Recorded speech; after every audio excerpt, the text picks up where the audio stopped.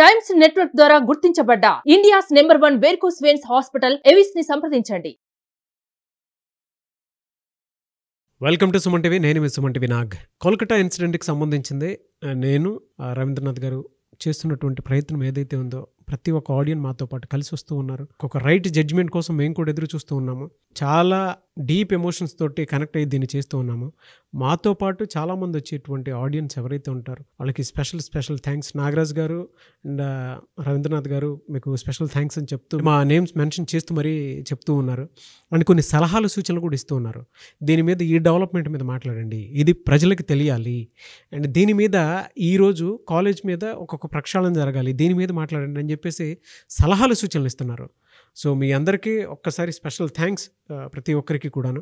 అయితే కోల్కతా ఇన్సిడెంట్కి సంబంధించినటువంటి విషయంలో మనం మాట్లాడుకుంటే ఇప్పటి వరకు ఉన్న దాంట్లో ఎలాంటి పురోగతి సాధించింది ఈ కేసు అనేది ఒకసారి డీటెయిల్గా మనం ఒకసారి మాట్లాడుకుందాము. అండ్ సిబిఐ కూడా ఇన్వాల్వ్ అయింది కదా. సో న్యూస్లో వస్తున్నటువంటి ఇన్ఫర్మేషన్ ప్రకారం వాళ్ళ అథెంటిక్ సోర్స్ నుంచి కొన్ని విషయాలు మనం మాట్లాడుకుందాము. ఎక్కడి వరకు డెవలప్మెంట్ వచ్చింది అనేటువంటిది. ఈరోజు మనతో పాటు హైకోర్టు అడ్వకేట్ రవీంద్రనాథ్ గారు ఉన్నారు. వారి మాటలో తెలుసుకుందాం. Hello sir. హాయ్ అండి నాగరాజ్ గారు.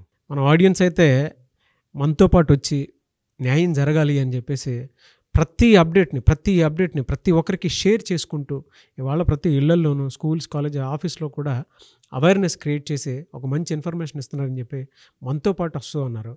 సో ఈరోజు దీనికి సంబంధించినటువంటి అంటే కేసుకి సంబంధించినటువంటి అప్డేట్స్ కనుక మనం మాట్లాడుకోవాలి అనుకుంటే ఏమున్నాయి అంటే సిబిఐ కూడా ఇన్వాల్వ్ అవ్వటం జరిగింది.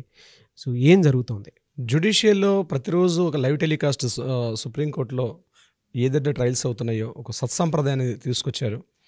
సో మనం కూడా ఏంటంటే ఈ కేసు సంబంధించి ప్రతి ఒక్కరు తెలియాలి, లీగల్ రైట్స్ ఎలా ఉంటాయి, ఏమేమి పురోగతి సాధించారు, దీనివల్ల ఫ్యూచర్లో చాలా మంచి రిజల్ట్స్ వస్తాయి, ఒక మంచి న్యాయం జరిగే అవకాశం ఉంటుంది విక్టిమ్ యొక్క ఫ్యామిలీస్కి కానివ్వండి. ఆ సంఘటనకు సంబంధించి మళ్ళీ ఇట్లాంటి పునరావృతం కాకుండా ముఖ్యంగా సుప్రీంకోర్టు చెప్పిన గైడ్లైన్స్లో కూడా ఇటువంటి విషయాలు మళ్ళా రిపీట్ కాకుండా ఈ జాతర ఎక్కడితో పులి స్టాప్ ఉండాలి అని నేను చెప్పడం జరిగింది.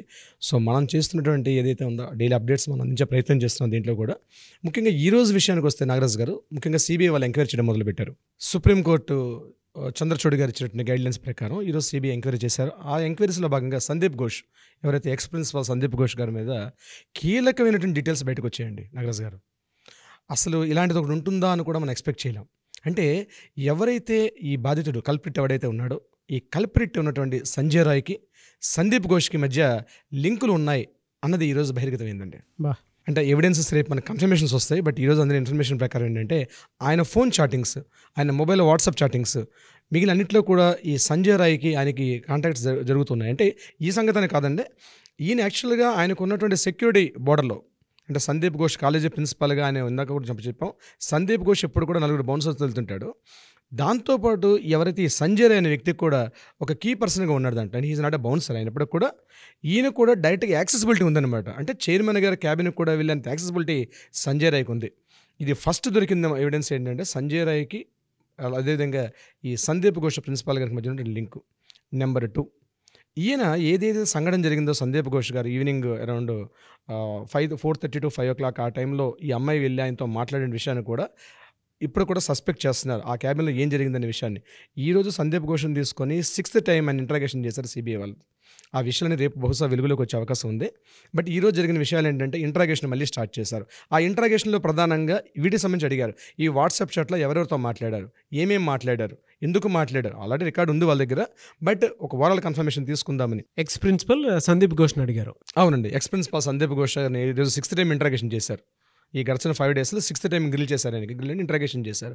ఆ ఇంట్రాగేషన్లో ఏంటంటే సంజయ్ రాయ్కి, ఎవరు ఈ కల్ప్రిట్ ఉన్నటువంటి సంజయ్ రాయ్కి నీకు మధ్య ఇంత వాట్సాప్ చాట్ ఎందుకు జరిగింది అనే విషయం కూడా జరిగింది. అదేవిధంగా సంఘటన జరిగినటువంటి morning 6:30 to around in between the 9:30 టైంలో, అంటే మార్నింగ్ 6:30 to 9:30 వరకు ఆయన వాట్సాప్ చాట్లో ఎవరెవరికి కాల్స్ చేశారు అన్న విషయం కూడా ఈరోజు ఇంట్రాగేషన్ జరిగిందండి చాలా వరకు. ఇది కాకుండా ప్రధానంగా చెప్పుకోవాల్సింది సందీప్ ఘోష్కి తెలియనట్టు ఒక అదృశ్యమైన శక్తి ఉంది. అంటే టీఎంసీ గవర్నమెంట్, తృణమూల్ కాంగ్రెస్ గవర్నమెంట్లో ఉన్న మమతా బెనర్జీ గారికి ఇక్కడ సందీప్ ఘోష్కి మధ్యన పనిచేసే ఒక ప్రధానమైన ఒక వ్యక్తి, ఒక అదృశ్యమైన వ్యక్తి ఉన్నారు. ఆ అదృశ్యమైన వ్యక్తి ఎవరన్నది బహుశా నాకు తెలిసి రేపు వీళ్ళందరూ ఫైల్ సబ్మిట్ చేస్తారు సిబిఐ. రేపు సుప్రీంకోర్టుకి రేపు లాస్ట్ డే అంటే 22nd August గల ఫైల్ సబ్మిట్ చేయాలి. అందులో ఈ విషయం బహుశా బహిర్గతపరిచే అవకాశం అయితే ఉంటుందని ఎక్స్పెక్ట్ చేస్తున్నాం మనం. ఆ అదృశ్యమైన కీలకమైన వ్యక్తి ఎవరు అన్నది ఇప్పుడు చుట్టూ తిరుగుతోంది. దాని మీద ఆల్రెడీ మీడియా కథనాలు నడుస్తున్నాయి. బహుశా ఈ విషయం రేపు రివీల్ అయ్యే అవకాశం కూడా ఉంటుంది. ఒక కీలకమైన వ్యక్తి ఉన్నారు ఇందులో. బా ముఖ్యంగా సందీప్ ఘోష్ ఎవరైతే ఎక్స్ ప్రిన్సిపాల్ అనే వ్యక్తి ఉన్నారో, ఈయన చేసినటువంటి మార్నింగ్ 6:30 టు అప్ టు 9:30 ఈ టైంలో జరిగినటువంటి ఎవరెవరితో మాట్లాడుతున్నారనే విషయం కాకుండా సంఘటనా స్థలాన్ని అంత తొందరగా ఎవిడెన్స్ని పూర్తిగా రూపుమాపేయాలని ఆయన ఇమీడియట్గా క్లీనింగ్ కార్యక్రమం పెట్టి తొందరగా చేసే పనులన్నీ కూడా ఈరోజు సస్పెక్ట్ చేస్తుంది సిబిఐ. ఇది కాకుండా సూసైడ్ చేసుకుంది అమ్మాయి అనే విషయం ఫోన్ చేశారు విక్టిమ్స్కి.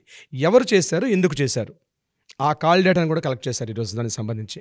అంటే ఫస్ట్ ఇన్ఫర్మేషన్ రిపోర్ట్ అనేది ఎప్పుడు కూడా ఎవిడెన్స్లో చాలా కీలకం అండి. ఒక సంఘటన జరిగినప్పుడు ఫస్ట్ ఇన్ఫర్మేషన్ రిపోర్ట్ అనేది ప్రధాన కీలకం అనమాట. తర్వాత ఇన్ని ఇష్యూస్ బయటకు వచ్చినప్పుడు కూడా ఇమ్మీడియట్గా ఎలా రెస్పాండ్ అయ్యో, ఏమైనా రెస్పాండ్ అయ్యో అనేది ఇంపార్టెంట్ కీలకమైన. దాని మీదే మ్యాక్సిమం టైం అంతా కూడా ఈరోజు సస్పెక్ట్ చేస్తూ సంజయ్ ఘోష్ ఇంట్రాగేషన్ చేసే విషయం తెలిసింది. ప్రధానంగా ఈ కేసుకు సంబంధించి మమతా బెనర్జీ గారి యొక్క మేనల్లుడు ఒక కీలక పాత్రధారిగా ఉన్నాడు అన్న విషయం వినిపిస్తోంది. బట్ ఎంతవరకు కరెక్ట్ అంది మనకు పక్క ఇన్ఫర్మేషన్ అయితే లేదు. డీటెయిల్ ఇన్ఫర్మేషన్ ఇప్పటికైతే లేదు. రేపటికైతే తెలుస్తుంది. రేపటికి బహుశా రివీల్ కావచ్చు ఆ సంబంధించి. బట్ ఏదైనప్పుడు కూడా రేపు వచ్చే న్యూస్ మీద మాత్రం యావత్ నేషన్ కాకుండా ప్రపంచం మొత్తం కూడా వెలుగు చూస్తుంది, అంటే బట్ వెయిట్ చేస్తుంది.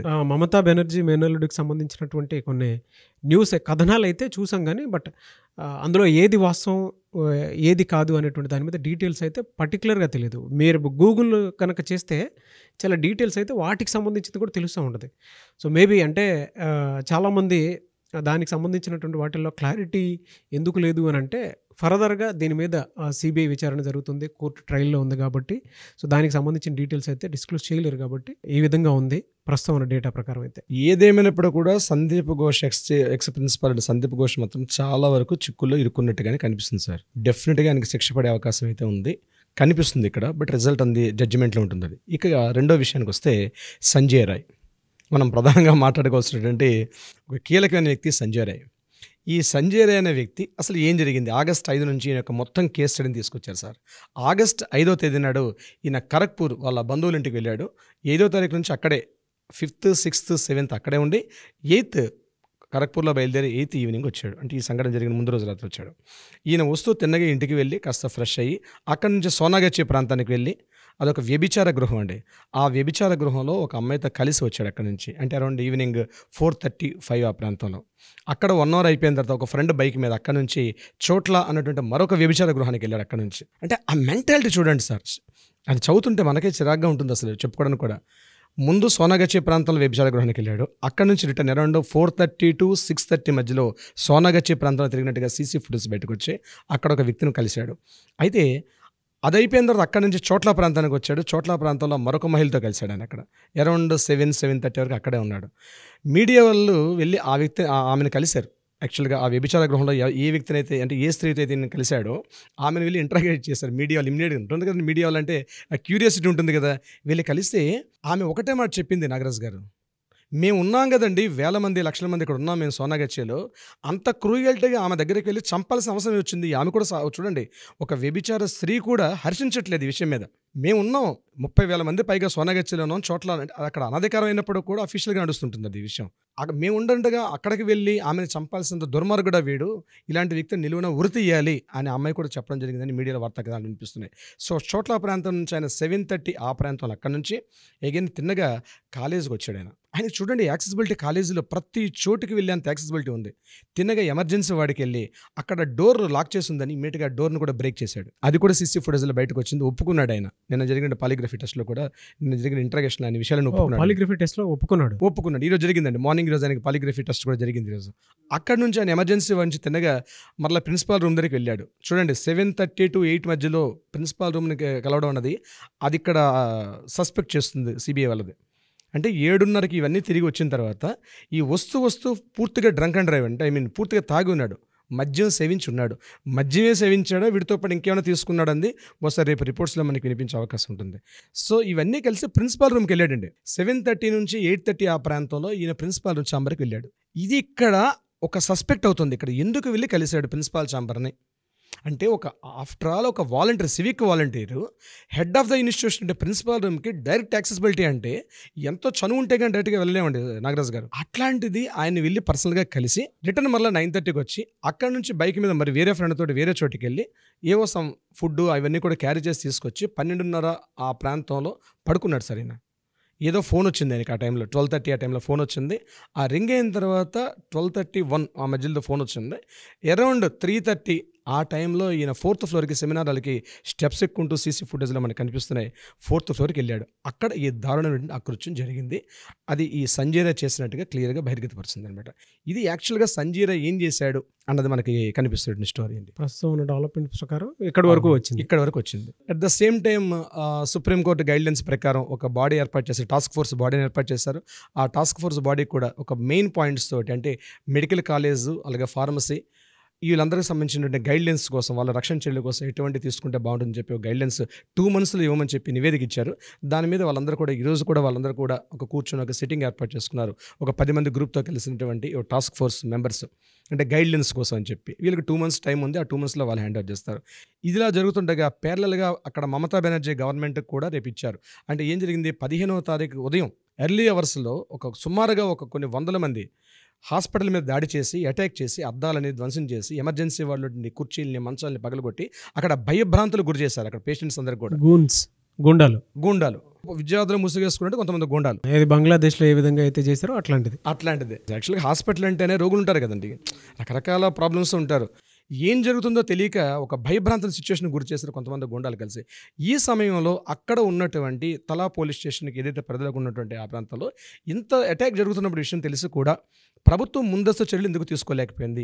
అంతే ఇంటెలిజెన్స్ ఏమైంది? స్టేట్ గవర్నమెంట్ ఇంటెలిజెన్స్ ఇది కావాలని చేశారా లేకపోతే ఇంటెలిజెన్స్ రిపోర్ట్ తొక్కిపెట్టారా అని చెప్పి ఇద్దరు ఎస్పీలని సస్పెండ్ చేశారు. అట్ ద సేమ్ టైం ఒక సబ్ ఇన్స్పెక్టర్ని కూడా సస్పెండ్ చేశారు. ఈరోజు వాళ్ళకు కూడా ఆర్డర్స్ వెళ్ళి వాళ్ళను కూడా ఈరోజు ఇంటరాగేషన్ చేశారు. ఇది కాకుండా ఎవరైతే ఎవిడెన్స్ అనుకుంటున్నారో మోర్ దెన్ 45 మెంబర్స్ని పిలిచి ప్రతి ఒక్కరిని ఇండివిజువల్గా ఎవిడెన్సెస్ తీసుకున్నారు నాగరాజు గారు. ఇది ఈరోజు జరిగినటువంటి డెవలప్మెంట్ ఇలా ఉందండి. ఈరోజుకి ఏదైనా జస్టిస్ కోసం మనం చేసేటువంటి ఈ అప్డేట్స్లో మనతో పాటు వచ్చినటువంటి ఆడియన్స్ ప్రతి ఒక్కరు ఉన్నారు. స్పెషల్ థ్యాంక్స్ నాగరాజ్ గారు అంటున్నారు, స్పెషల్ థ్యాంక్స్ రవీంద్రనాథ్ గారు అని చెప్పేసి అంటూ ఉన్నారు. మనకు కూడా అంటే మాకు కూడా ఒక డీటెయిల్డ్ ఇన్ఫర్మేషన్ ఇచ్చినటువంటి పర్సన్స్ కూడా ఉన్నారండి. ఆడియన్స్ నుంచి కూడా మాకు త్రూ వాట్సాప్ ఒక్కొక్క మంచి సేకరణతోటి మాకు పంపించడం జరిగింది. మిమ్మల్ని నన్ను డిస్కస్ చేయమని చెప్పేసి ఈ ఇష్యూ మీద పర్టికులర్గా ఈ విషయంలో డిస్కస్ చేయండి, ఆ విషయంలో డిస్కస్ చేయండి అని చెప్పేసి స్పెషల్ థ్యాంక్స్ అండి అందరికీ. మీరు ఎంత త్వరితగతిన దీనికి జస్టిస్ జరుగుతుందని ఎంత త్వరగా అయితే వెయిట్ చేస్తున్నారో అంతకు మించి మేము ఎప్పుడెప్పుడు వస్తుందా అనేటువంటి ఉద్దేశంతో ఈ అప్డేట్స్ ఇస్తూ ఉన్నాము. ఎందుకు అని అంటే ఇది మన ఇంట్లో సమస్య, మనమే పరిష్కరించుకోవాలి. ఇది ప్రతి మగాడి సమస్య అని చెప్పేసి మనం భావించాలని. ఎందుకు అని అంటే ఇవాళ మనకు ఒక అక్క, చెల్లి, అమ్మ మనతో పాటే ఉండేటువంటి మనుషులు, వాళ్ళని కాపాడుకోవటం అనేది మన బాధ్యత. ఆ బాధ్యతని సక్రమంగా సిస్టమ్ దగ్గర నుంచి ఒక్కొక్క రెస్పాన్సిబిలిటీతో కూడుకున్నటువంటి డెసిషన్ వస్తుందని మాత్రం భావిస్తూ ఉన్నాము. సో ఎప్పటికప్పుడు అయితే చూస్తూ ఉండండి అండ్ మాతో పాటు మీరు ఉండండి దయచేసి. ఒక్కొక్క రైట్ జడ్జిమెంట్ కోసం మేము కూడా చూస్తూ ఉన్నాము. అండ్ ఇప్పటి వరకు అప్డేట్స్ ఇచ్చిన మీకైతే స్పెషల్ థ్యాంక్స్ అండి. దీని వెంబడి మొత్తం కృషి అంతా నాగరాజ్ గారు, సుమన్ టీవీ యావత్ మీరు ఆల్మోస్ట్ మీ డైలీ యాక్టివిటీస్ కూడా పక్కన పెట్టి ఎప్పటికప్పుడు మనం అప్డేట్ ఇద్దాం, పబ్లిక్ని అవేర్నెస్ ఇద్దాం అన్న దృష్టిలో మీరు చేస్తున్న కృషికి కూడా చాలా థ్యాంక్ యూ సో మచ్ అండి. మీరు కూడా చాలా ఓపిక్గా కూర్చొని దీనికి సంబంధించినటువంటి డేటా అంతా స్టడీ చేస్తూ ఉన్నారు. ఒక అడ్వకేట్ పొజిషన్లో ఉన్న మీరు దీన్ని స్టడీ చేసి ప్రతి దాంట్లోనూ డీటెయిల్స్ ఇస్తూ ఉన్నారండి. Thank you sir. Thank you so much sir. Thank you so much.